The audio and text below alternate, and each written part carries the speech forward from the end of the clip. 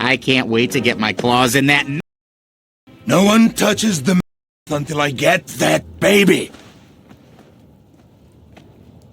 First, I'm gonna slice its hindquarters into sections. I'm gonna put the white meat in one pile and the dark in another. Hey, knock it off! I'm starving! Next, the shoulders. Occasionally tough, but extremely juicy. I told you to knock it off! Save your energy. Don't go down easy. There's only one way to do it. First, you have to force it into a corner. Cut off its retreat. And when you three have it trapped, I'll go for the throat.